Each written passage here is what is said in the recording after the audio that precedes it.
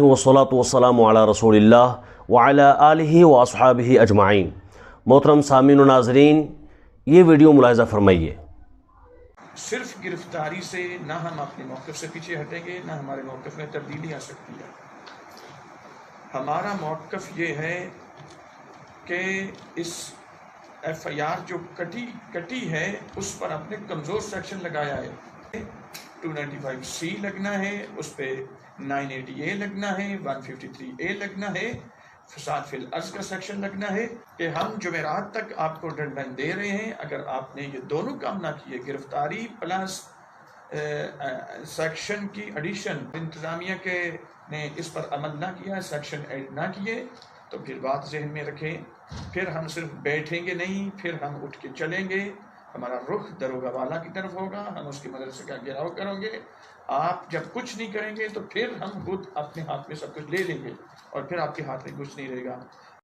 آپ نے سنا، یہ ایک شیعہ ذاکر ہے، عالم ہے، اور شیعوں کی طرف سے نمائندگی کرتے ہوئے یہ ایک وفد ان کا بیٹھا ہوا ہے، اور یہ جلالی صاحب کے حوالے سے اس کو بڑی جو ہے وہ تکلیف ہو رہی ہے، اور کہتا ہے کہ صرف گرفتاری سے کام نہیں ہوگا بلکہ 295C کا سیکشن لگانا ہوگا، یعنی ناموس رسالت کی توہین کا سیکشن لگانا ہوگا۔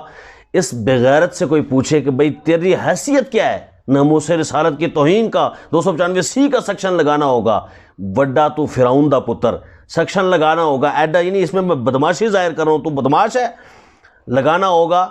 جب ایک عاشق رسول ہے تو اس کے خلاف تم نے 295C کیسے لگانا ہوگا؟ حد ہو گئی ہے۔ پھر کہتا ہے جمعرات تک ایسا نہ ہوا تو ہم اس کے مدرسے کا گھیراؤ کریں گے۔ واہ، گھیراؤ کریں گے؟ کیوں گھیراؤ کریں گے؟ آپ کو کوئی مسئلہ ہے، کوئی پریشانی ہے، کوئی ٹینشن ہے؟ یہ اس خبیث کے جملے آپ لوگ سنیں، اس کو پھیلائیں، دوسروں تک اس کو پہنچائیں، حکومت وقت تک پہنچائیں یہ آواز کہ جناب یہ دیکھو کیسے دھمکی دے رہا ہے اور کہہ رہا ہے کہ ہم مدرسے کا گھیراؤ کریں گے۔ آپ سمجھتے ہیں اس کا کیا معنی ہے؟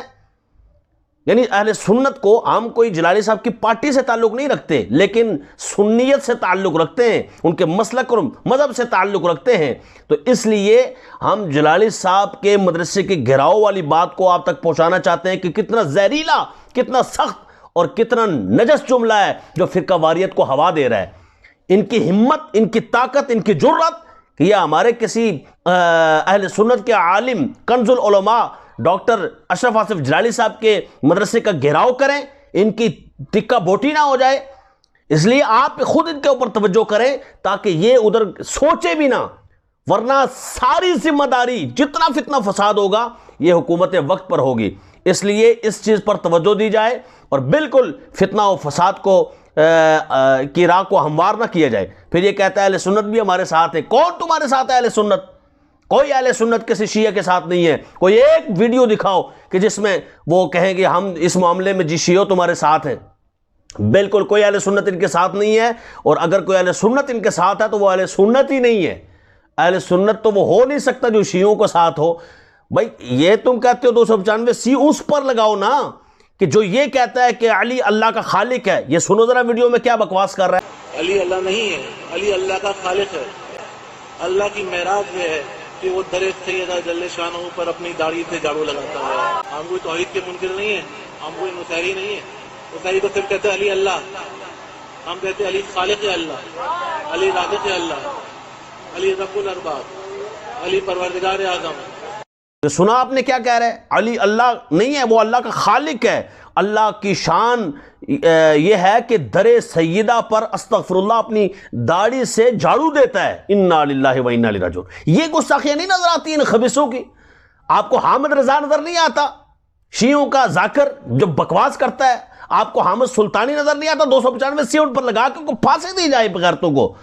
اور آپ کو شہنشاہ نقوی خبیث نظر نہیں آتا جو بکواس کرتا ہے؟ اللہ کی الوہیت کے لیے بکواس شیعوں کے موجود ہیں، رسول اللہ کی رسالت پر حضور علیہ الصلوۃ والسلام کی شان میں گستاخیاں ان کی موجود ہیں، نٹ بھرا پڑا ہوا ہے۔ صرف آپ لکھیں کہ شیعوں کی اللہ کی بارگاہ میں گستاخی، رسول کی بارگاہ میں گستاخی، صحابہ اور اہل بیت، آپ کے سامنے آ جائیں گے ساری ویڈیوز۔ ان خبیثوں کو پکڑ کے کیفر کردار تک پہنچایا جائے جو آج فتنہ پرداز فرقہ واریت کو اور فتنہ پردازی کو ہوا دے رہے ہیں۔ اور پھر یہ کہتا ہے جی ہم نصیری نہیں ہیں، یعنی ہم شیعہ میں وہ نہیں ہیں جن کو شیعہ نہیں مانتے، ہم پکے شیعہ ہیں۔ کیا ہیں؟ ہم کہتے ہیں علی اللہ نہیں، علی تو پروردگار اعظم ہے، علی خالق اللہ ہے، علی اس طرح ہے، تو یہ مولا علی کی یہ عزت نہیں کر رہے، مولا علی کو یہ جملے پسند ہی نہیں ہیں۔ اس لیے مولا علی کرم اللہ تعالی وجہہ الکریم اسی کو پسند کرتے ہیں جو سیدنا محمد الرسول اللہ صلی اللہ علیہ وسلم کی ہر نسبت کا حیا کرتا ہے۔ اور یہ ہمارے خلاف، یہ ان کے خلاف کرو نا جو باغ فدق کے حوالے سے بکواس کرتے ہیں، سیدہ زہرا پاک کے حوالے سے ہمارا اہل سنت کا 14 صدیوں سے عقیدہ ہے۔ خطا اجتہادی تھی، اس کا کیا معنی ہے کہ گناہ تھا، جرم تھا، تم نے پکڑ کے اندر کر دیا؟ نہیں، کوئی جرم نہیں تھا، بلکہ اس کے اوپر ثواب تھا۔ مجتہد کو تو ثواب ملتا ہے اجتہاد پر، اور تم نے اس کو گستاخی بنا دیا۔ لعنت اللہ علیکم دشمنان اہل بیت، تم اہل بیت کے محب نہیں ہو، تم دشمن ہو ان کے۔ اور یہ سنو، یہ دیکھو، یہ کس کی تفسیر ہے قرآن کی؟ یہ ہے مولانا شیخ محسن علی نجفی، ٹھیک ہے، حجت الاسلام والمسلمین، یہ قرآن کریم کا اس نے ترجمہ اور تشریح کی ہے۔ یہ تمہارا شیعوں کا ہے، یہ کیا کہتا ہے؟ یہ ایک قرآن پاک کی آیت ہے سورۃ التوبہ کی، اس میں آیت نمبر 40 ہے کہ اذ یقول لصاحبہ لا تحزن ان اللہ معنا، کہ جب حضرت صدیق اکبر غار میں تھے نا حضور علیہ السلام کے ساتھ، تو اللہ فرماتا ہے اذ یقول لصاحبہ، گستاخی کرتے ہو صدیق اکبر کی کہ انہوں نے فدق جو ہے وہ نعوذ باللہ غصب کر لیا تھا اور لے لیا تھا اور سیدہ کا حق نہیں دیا تھا۔ سیدہ کا حق ہوتا تو وہ ضرور دیتے، لیکن یہاں سیدہ کا حق نہیں تھا۔ یہی بات پیر مہر علی شاہ صاحب رحمۃ اللہ تعالی علیہ نے اپنی تصفیہ میں لکھی ہے کہ حضرت صدیق اکبر کو ان کو باغ فدق دینا جائز ہی نہیں تھا، اور جائز ہوتا اور پھر بھی نہ دیتے تو پھر بھی قابل ستائش عمل تھا ان کا۔ یہ پیر مہر علی شاہ صاحب ہمارے امام نے لکھا ہے، ہمارے اکابری نے لکھا ہے، ہمارے بڑوں نے لکھا ہے۔ کس چیز میں تم گم ہو؟ ہمیں کیا سمجھا ہوا ہے تم نے؟ لاوارث سے سنی؟ ایسا نہیں ہے۔